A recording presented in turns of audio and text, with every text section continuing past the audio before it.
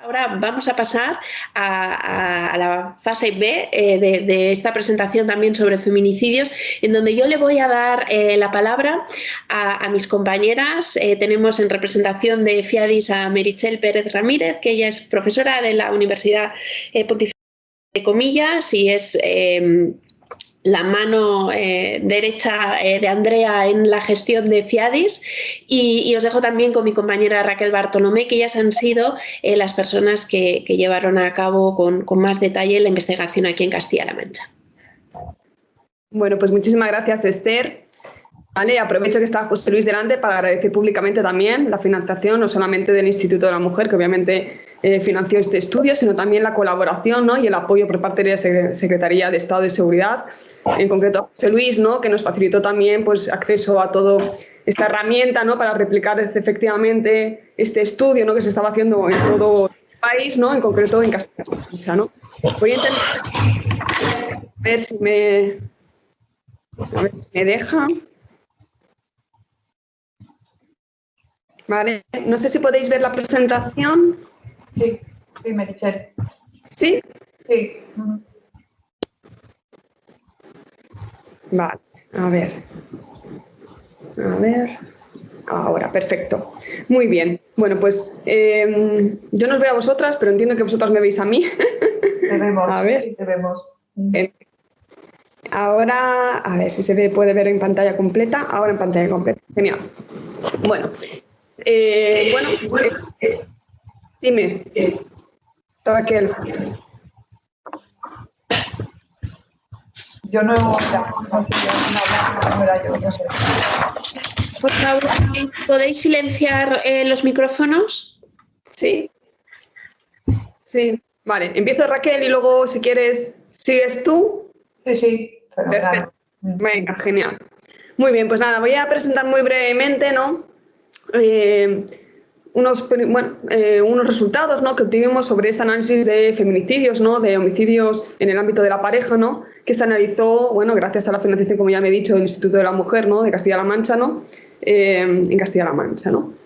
Lo primero que hicimos, ¿no?, fue recabar la muestra del estudio, ¿no? Para ello, ¿no?, como he dicho antes, gracias al apoyo, ¿no?, de la Secretaría de Estado, del Ministerio de Interior y en concreto a José Luis, ¿no?, pudimos recabar todos aquellos atestados, ¿no?, policiales, ¿no?, donde había habido un homicidio en el ámbito de la violencia de género, y tanto aquellos consumados como en grado de tentativa, ¿no? Porque muchas veces hablamos del ámbito de los casos más graves de violencia de género, ¿no?, y solamente nos centramos en aquellos que desgraciadamente acaban con el fallecimiento de la víctima, ¿no?, en los casos que son consumados, ¿no?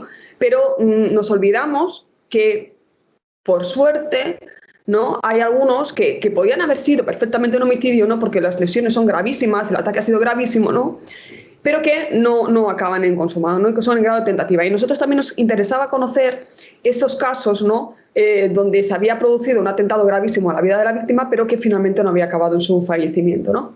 Como podéis ver en la presentación, a lo largo de entre 2010 y 2017 son poquitos casos, pero todos ellos la verdad que muy graves, ¿no?, en torno pues, a los 4, 6, 7 casos de homicidio en grado de tentativa o consumado en Castilla-La Mancha, donde la víctima pues, tenía una relación de pareja o expareja con el agresor. Efectivamente, este estudio, ¿no?, y retomando un poco lo que se ha visto a lo largo de la mañana, tiene en cuenta solamente aquellos feminicidios en el ámbito de la pareja, ¿no?, y quizá con todo toda esta iniciativa que se está llevando a cabo para ampliar, ¿no?, en base al Convenio de Estambul, la definición, ¿no?, de lo que se entiende como feminicidios, quizá deberíamos en futuros estudios incluir no solamente aquellas mujeres que fallecen a manos de su pareja o expareja, sino también aquellas mujeres que fallecen a manos de otras personas, ¿no?, conocidas o no conocidas, que también sería muy interesante poder analizar. Pero bueno, en este caso nos centramos en aquellas mujeres que fallecían en el ámbito de la violencia de género cuando la relación era de pareja o expareja con su agresor. Bueno, en relación con la distribución de los casos, bueno, pues mayoritariamente en Ciudad Real y Cuenca, pero también en Guadalajara, Toledo y Albacete, bueno, pues distribuidos de manera un poco similar. Meritxell, Sí. perdona un momento, es que no están pasando las diapositivas, creemos que las intentas pasar, pero no... ¿No se ven? Ahora. Vale, ahora, perdonad. ¿Habéis podido ver la muestra del estudio? Solo veíamos la primera, o sea que, Vale. bueno. ¿Y ahora se ve la muestra? Sí, sí, sí. Vale, no sé por qué no me deja con la vista completa.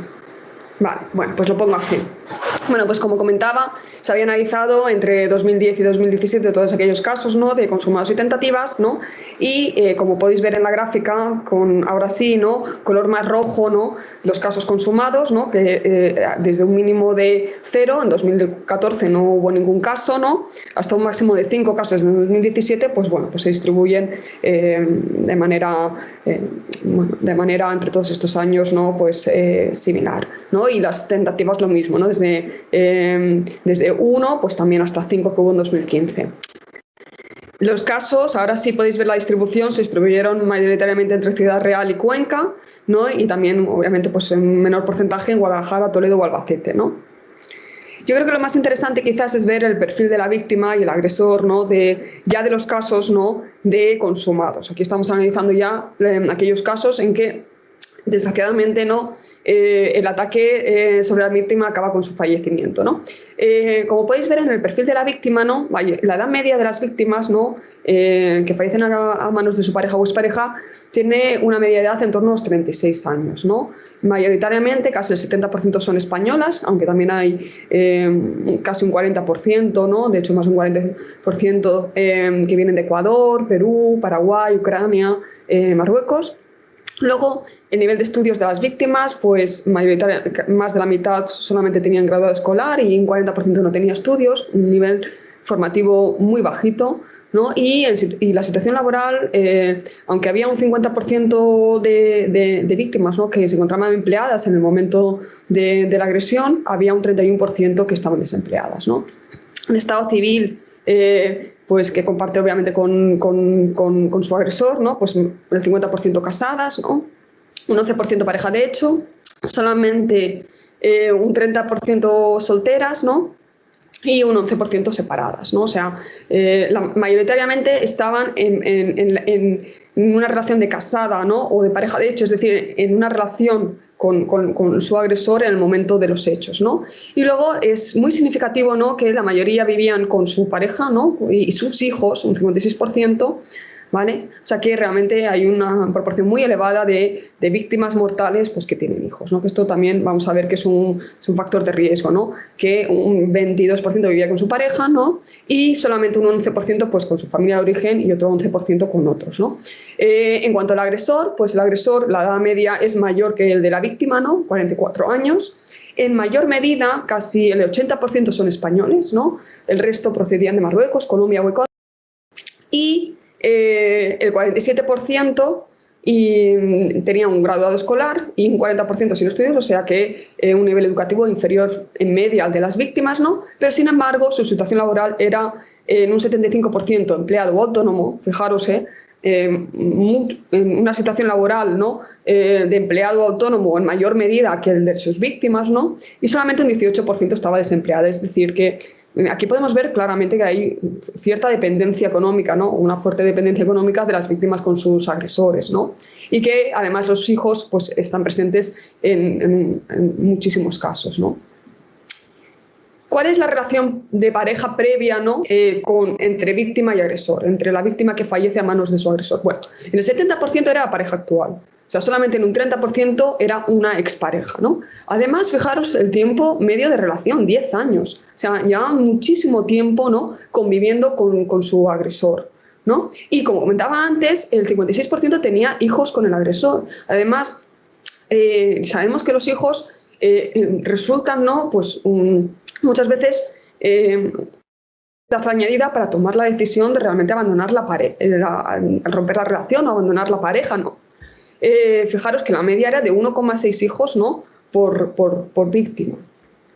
Y luego los factores de riesgo que nosotros podemos encontrar a través todo, fijaros, de los testimonios de las personas, porque todo este estudio se hizo a través de los datos recabados en atestados policiales, ¿no?, tanto de Guardia Civil como de Policía Nacional.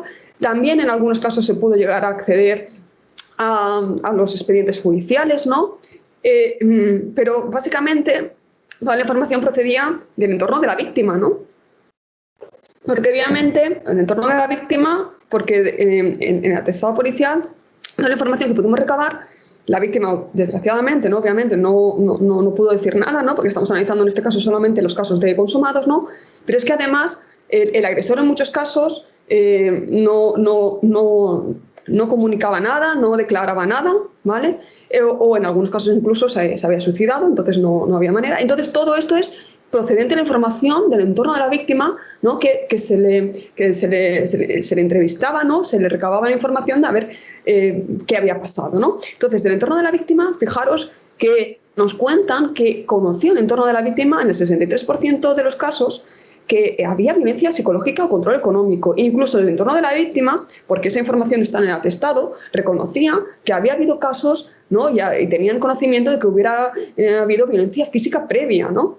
Que además que estaban en trámites de ruptura de pareja en el 44% de los casos, o sea, casi la mitad, justo antes del homicidio o el asesinato, querían romper la relación, ¿no? Y luego que en muchos casos, ¿no? Pero no mayoritariamente, pero que en casi 1 de cada 3 tenía antecedentes policiales, ¿no? Y que en el 22%, que esto pues es un dato que también se corrobora en otros estudios, ¿no? que ha realizado, por ejemplo, el Consejo General del Poder Judicial, ¿no? sobre en el ámbito de la violencia de género, ¿no? Pues que tenían ya denuncias previas por violencia de género, o sea, estamos hablando de un caso que finalmente acabó con el homicidio, ¿no? El asesinato de la víctima, ¿no? Y en 2 de cada 8, es verdad que no en la mayoría, ¿no? Pero ya había habido indicios, ¿no? Había habido denuncias previas, ¿no?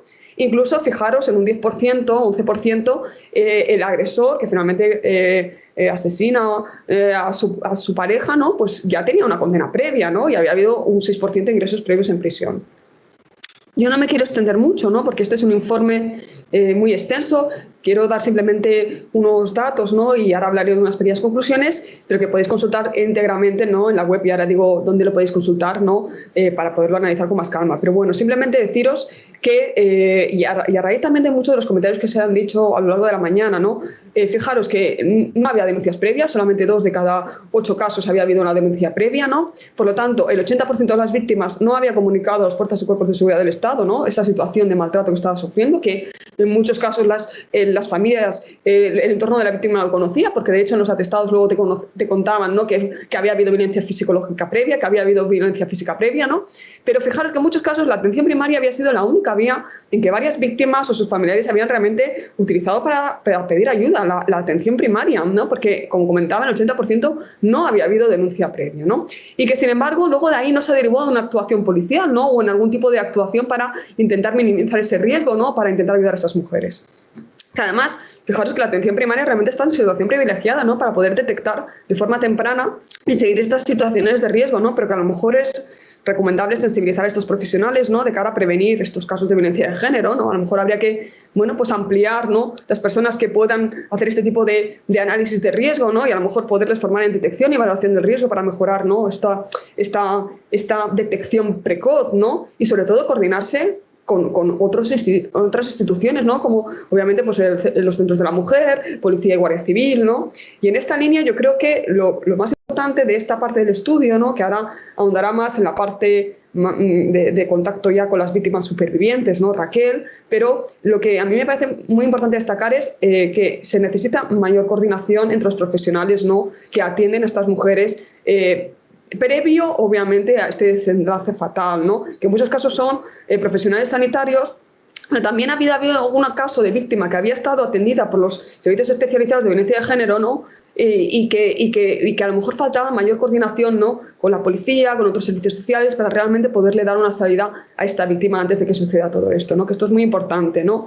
Porque la información sobre denuncias policiales en materia de violencia de género está centralizada, es decir, que tenemos el sistema Biogen, que está centralizado, ¿no? Y ahí vuelcan información, pues Guardia Civil, Policía Nacional y los diferentes cuerpos policiales de todo nuestro país, a nivel autonómico también municipal, pero sin embargo no hay una base de datos única donde se pueda recabar información, ¿no? De toda la parte social de estas mujeres, ¿no? Y que realmente todos los servicios que están trabajando con ellas puedan tener de manera centralizada esa información para saber en qué situación a lo mejor de riesgo se encuentra esta mujer y poder atenderla de mejor manera. Bueno, pues yo por mi parte quiero dar la palabra a Raquel, porque ella va a entrar más en profundidad, ¿no?, de esos contactos que tuvimos con las supervivientes y que también nos pueden dar mucha información, ¿no?, de cómo intentar mejorar estos casos, ¿no? Yo vuelvo a decir que el informe está totalmente disponible, ¿no?, tanto en la web del Instituto de la Mujer, obviamente, pero también en la web de FIADIS, ¿no?, que tenéis ahí en pantalla la página web y que podéis recabar mucho más en detalle todos estos resultados que hemos tenido, preliminares, ¿no? Y que cualquier pregunta, pues obviamente, pues estoy a vuestra disposición. A ver cómo salgo de compartir pantalla, que ahora viene... Sí, no te preocupes, yo no voy a compartir ninguna presentación, como queda poquito tiempo, nos hemos pasado un poco y hay algunas preguntas por ahí. Voy a ser breve, además muchas de las cosas que se vieron en la entrevista que hicimos pues han quedado reflejadas en las conclusiones. Como se ha dicho en la mesa anterior y también ha puesto de manifiesto Meritxell, pues hay parte de la información que es muy difícil conseguir y conocer, que es lo que estaba ocurriendo previamente al hecho, porque las personas que realmente lo podrían contar, más allá del agresor y digamos, de la familia, pero que la familia muchas veces no es profundamente conocedora de lo que está pasando, son las propias mujeres y no podríamos acceder a ellas. Pero nosotros pensamos que merecía la pena intentar contactar con mujeres supervivientes de tentativas de homicidio que no solo nos contaran aspectos importantes sobre cómo ocurrió el hecho y que puedan ayudar en este trabajo que se está haciendo y que José Luis ha explicado también, sino también que nos diera información sobre sus necesidades sentidas antes del hecho y después del hecho.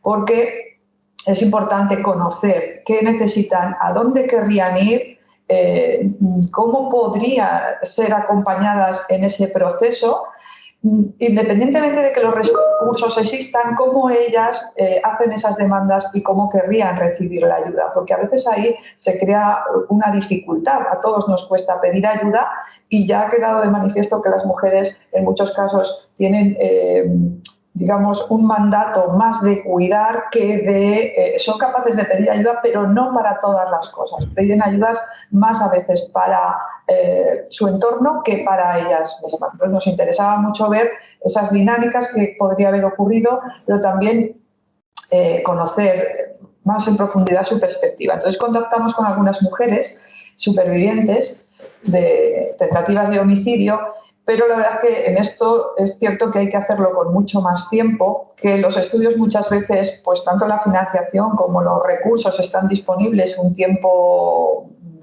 corto para poder realmente llevar a cabo un estudio de este tipo, porque las mujeres, con todas las mujeres que contactamos, ninguna dijo no, pero tampoco estaban todavía en condiciones de decir sí, quiero hablar de esto, quiero contártelo a ti y quiero hablar en profundidad sobre ello, ¿no? Más allá de lo que en otros sitios he contado. Su experiencia, además, después de haber sido víctima, después de haberse recuperado en algunos casos, después de haber pasado bastante tiempo en el hospital, no es del todo satisfactoria. Entonces no es que no se hayan sentido escuchadas en ningún caso, ni que no haya recursos, pero no han encontrado en algunas ocasiones lo que ellas querrían y que tampoco nosotros podemos decir ahora mismo con seguridad qué es, pero en eso es lo que estamos, ¿no? Porque no han encontrado exactamente la forma, la manera, el recurso de poder expresar todos sus malestares, miedos, preocupaciones, necesidades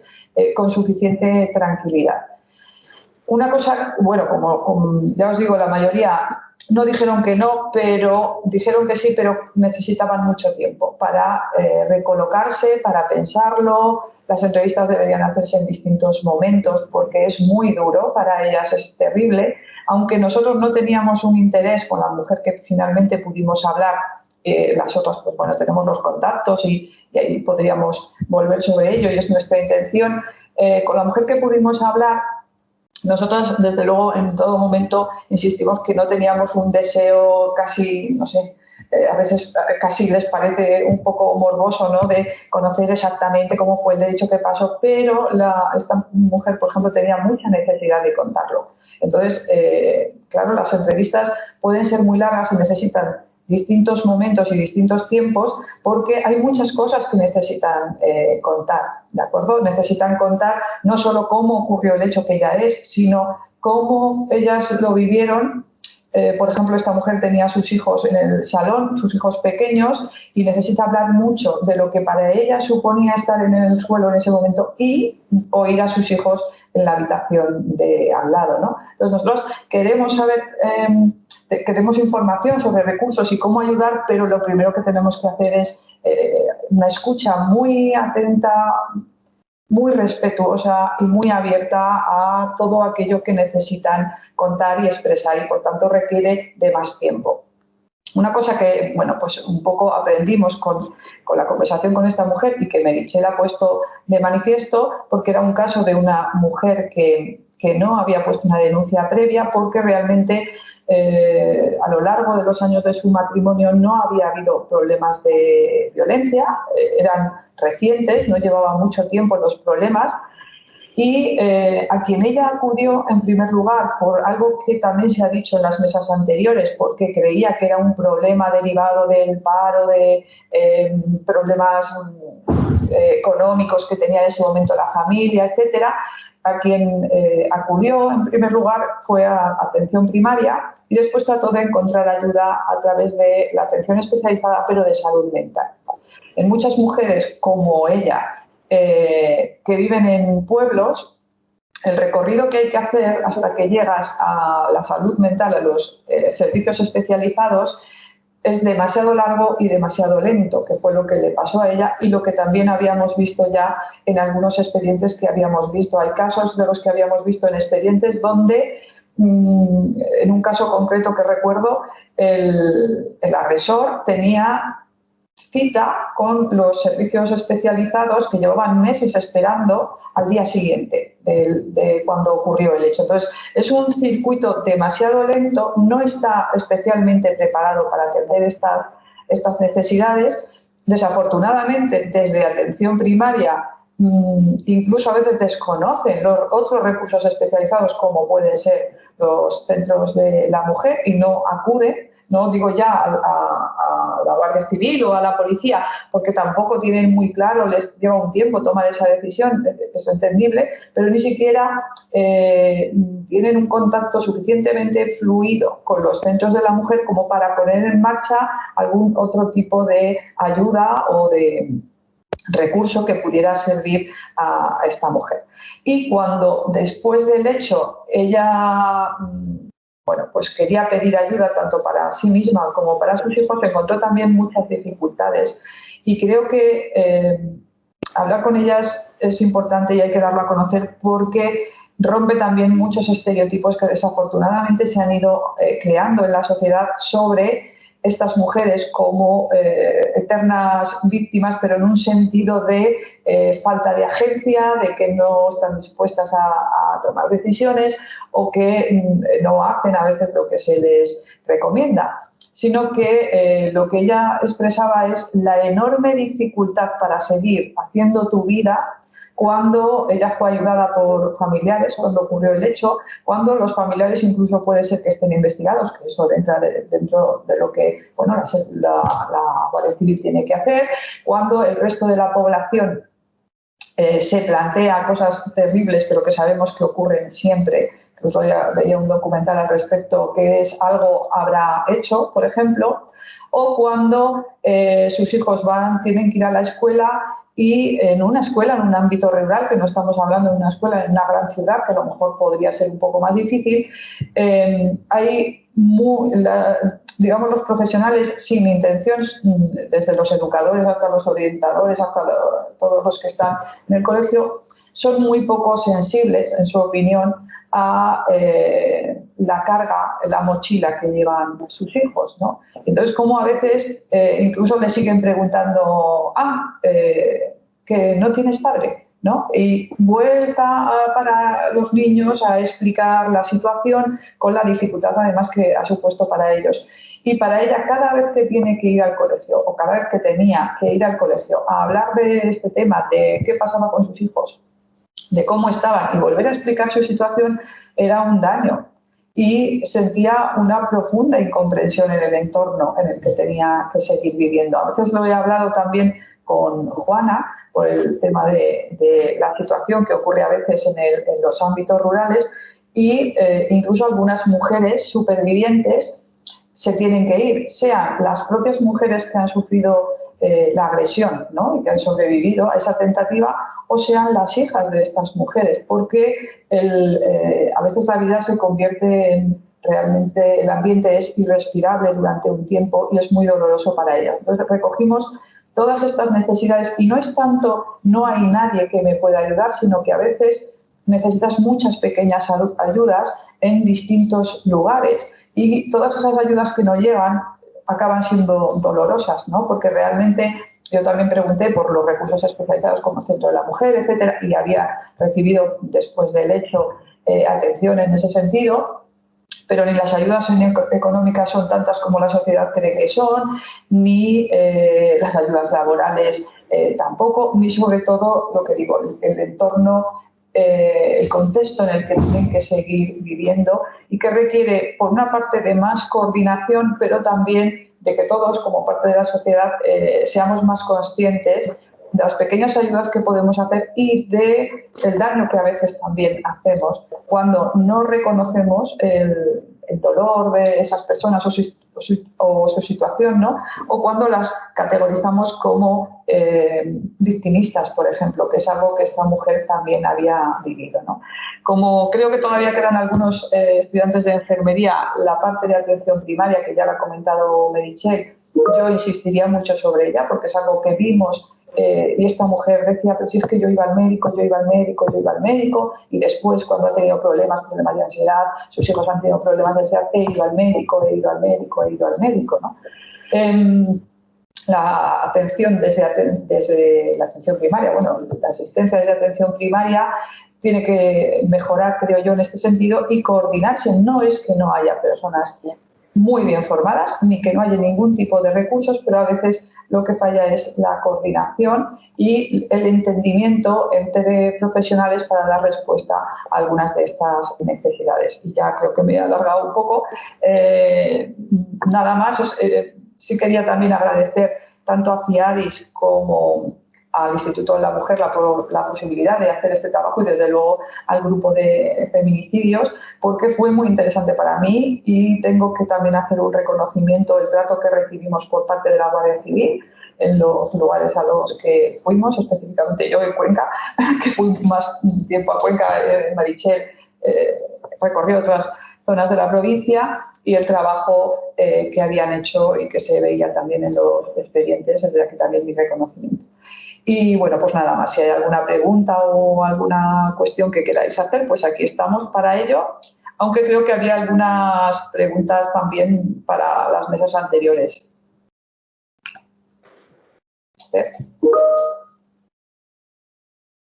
Sí, a ver,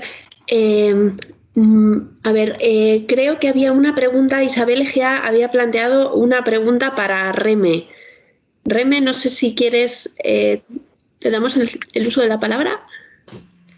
Vale, bueno, por si faltaba tiempo le había contestado por el chat, pero bueno, se lo comento. A ver, cuando fuimos mi compañero y yo a hacer esa entrevista, los dos salíamos con esa sensación de que no se habían atendido a esa mujer, no en ese momento, sino posteriormente. No sé si los centros de atención a la mujer, cuando una mujer asiste, después mantienen ese contacto con ella, no lo sé cómo funcionan realmente, pero sí que vimos que esta mujer, una vez que ella le explicó a la víctima las opciones que tenía, pues esa relación terminó. No hago referencia a que hubiera podido hacer algo por ella, no me refería a eso, pero sí que salimos con la sensación de que a lo mejor pues una llamada, algo de información de cómo va, o esa mujer asistió al centro de información con su hija, o incluso eso, ponerse en contacto a ver cómo seguía la situación, porque creo que cuando una mujer asiste a pedir información es porque algo hay detrás. Entonces, creo que se debería de mantener un contacto por lo menos no me refiero a lo mejor diario, pero sí saber cómo va la situación. Entonces creo que eso, que en este caso fue algo muy breve y nos daba la sensación de que la profesional en ese aspecto era bastante reticente como ella no quería denunciar, no quería, ella solo venía a informarse.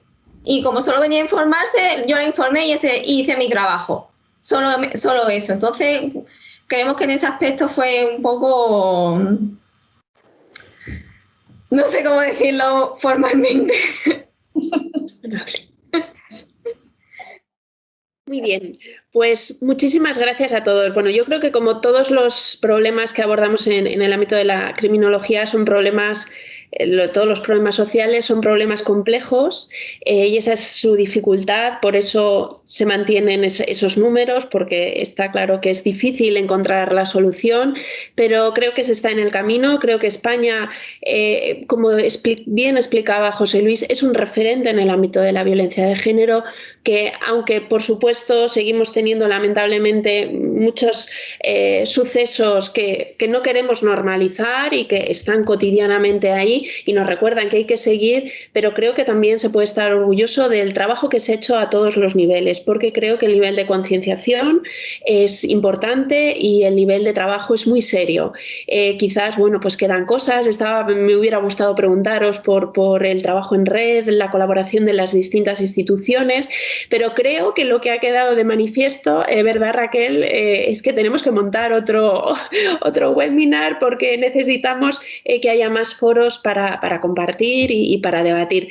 Estamos tremendamente agradecidas, ¿verdad, Meritxell, que estás tú aquí en representación de FIADIS, por que se ha mantenido, ha habido 100 personas en el momento que más, y bueno, más de 60 personas están casi aquí manteniéndose hasta el último momento, ¿no? Bueno, ahora ya hemos bajado a unos cuantos, ahora seremos unos 50 o así, porque tenemos, aparte de los participantes que aparecen ahí, hay un número adicional. Por nuestra parte, agradecer mucho a todos vuestro tiempo, vuestra generosidad a los ponentes y el tiempo a todos los demás, y emplazaros a alguna nueva sesión. Dime, Meritxell. A lo mejor Andrea quiere decir unas últimas palabras. ¿Está por aquí? ¿Andrea? Sí. Vale. Sí, Andrea, te dejo a ti para que clausures. Dejando acabar, porque gracias a que sea las ponencias del Congreso, bueno, acababa a tiempo, pero vosotros os habéis extendido, gracias a eso me he podido otra vez conectar. Nada, simplemente muchísimas gracias por lo que he oído al final, ha sido un éxito, y sobre todo muchas gracias por hacer todos un hueco en este momento, esta semana complicada de la violencia de género, pero también en este momento de incertidumbre en el que cada vez hay más sobredosis de webinars y de actividades online, y uno acaba un poco loco, ¿no? Pero realmente, bueno, queríamos ofrecer la oportunidad al diálogo y creo que se ha conseguido, y creo que es necesario seguirlo manteniendo para poder proteger bien a las víctimas, seguir caminando en ese proceso tan profesional que se está haciendo, pero realmente, bueno, pues conseguir disminuir las cifras, ¿no?, en el futuro. Gracias a todos de verdad por participar. Hasta luego. Vale. Buen fin de semana. Un abrazo a todo el mundo. Un abrazo a todos.